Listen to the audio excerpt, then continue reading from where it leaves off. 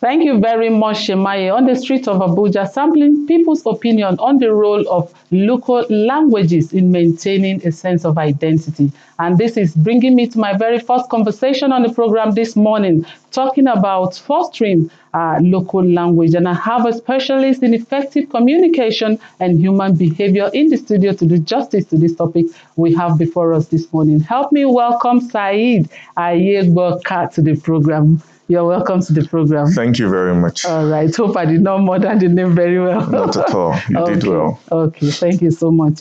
Fostering our local language. We know how our languages, especially the local languages, is going out now. The parents, the caregivers, they are no longer, speaking their tribes to their children. How would the children take it off from there? Now, let's start this way. Why do you think it's important to promote and preserve our local languages? Thank you very much. I think those who throw with their left hands their local languages are doing it on the basis of ignorance. Okay. It's lack of knowledge that you change your children for that. Mm. In the world, the number of languages we have now is around 7,100. Wow. And out of that number, Africa houses the largest from all the continents. Mm. And in rank, Nigeria is the third. You have the first to be Papua New Guinea, the second Indonesia, the third Nigeria, the fourth India, the fifth China. So we even have more languages than India and China. So basically, we have all these languages, and our languages are not part of the languages that are difficult to learn. Mm. The Chinese language, like the Mandarin, is very difficult to learn, but our languages are languages we can learn. Mm. And one of the reasons why our people think that they just want to learn the English language, they want their children to speak the English language, why I said it is on the basis of ignorance is because you cannot perfect your English language. Mm. Even in Britain, only 4% of Britons speak the English language correctly. Mm. In the right pronunciation, in the right grammar, only 4% of them. Mm. So English language, you can never perfect it. Mm. No matter who you are a professor in English language, speak, we bring out the errors in what you've said. Sure. It's given because it's not your mother tongue. Even for those that it's their mother tongue, it has a lot of rules. English language is tough. Mm. So our local languages are the languages our children can actually perfect. Mm.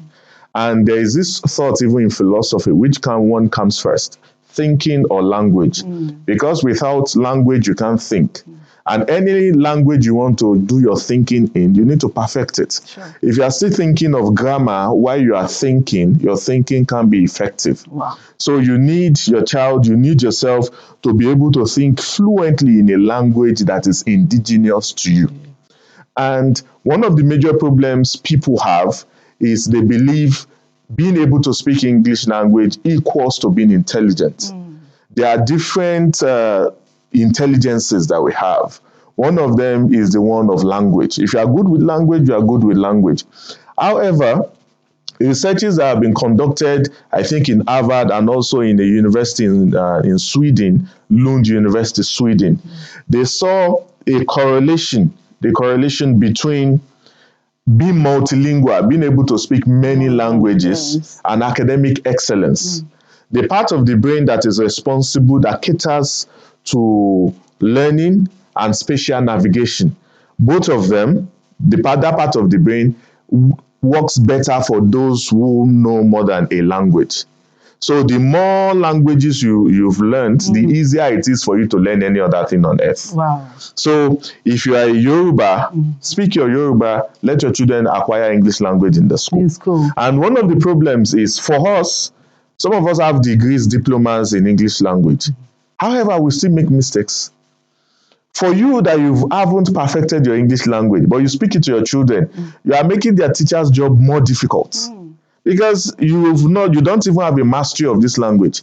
The one you have a mastery of, you are not teaching them. The one you don't know, I don't want to mention any profession, but you didn't even go to school. You are a secondary school holder, primary school holder, or you did not even go to school at all. Even university, many graduates murder the English language, even master's degree holder, PhD holders. So leave the teaching to those who are professionals in the art of teaching the language, English language. And you teach your children the one you have perfected yourself. Because there's a correlation between, in the world, about 1 billion people speak more than a language. Wow. So don't allow, they speak their indigenous language, they also speak the official language, the lingua franca. Don't change your own child that he can only speak a language. Anywhere where that language is not spoken, that child becomes deaf and dumb. Wow. You can't talk. So allow them acquire, and the more languages you've acquired, the easier it is for you to acquire other languages. So if you're able to speak Fufude, you're able to speak the Tif language, Igbira language, all these languages you know how to speak, automatically becomes easier for you to learn Chinese. Even it becomes easier for you to learn the English language.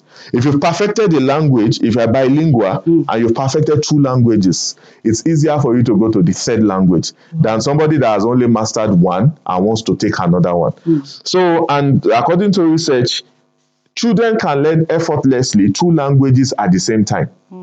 So when your children are able to master 2-3 languages while they are young, between the age of 0 to 7, it is more easier for them to learn academic success, and it is also easier for them to even acquire other languages. Wow. We don't have all the time, but before I let you go, you must answer this question. You know, how important our culture is to us in this part of the country. How does the role of, learning our local languages help in promoting our culture? The greatest part of any culture is the language. Okay. Because if you acquire English language, that's why we suit up. Because we speak English language. You even suit up when it is hot. It's because you've acquired their language. When you acquire somebody's language, you acquire their culture also. So if you leave your own language, you've left your own culture to also perish. So our language is something we should bring out there. And also studies have also validated that those that learn, a UNESCO publication, I think in 1953, gave the report that those that learn with their mother language, with their original language, their local language, they excel more in academic success than those that are being taught in a foreign language. Because the way the brain works is, you receive an information, the brain tries to convert it to pictures. So if you speak a language you are not so good in, the brain needs to interpret what you are even saying before it can come, before you can even understand, and now you can now teach. Because the essence of knowledge is for you to be able to retrieve it. So you make it longer if you are learning in a language you are not so comfortable with. And just to our culture, the most precious part of our culture is the language. So you lose the language, you lose the culture. There are many things in your culture you can't say in English language. So a lot of these things, the more you lose your language, the more your culture goes into extinct. So the culture is not just the clothing. Even some of your clothes, if you don't know their names, people will stop using them.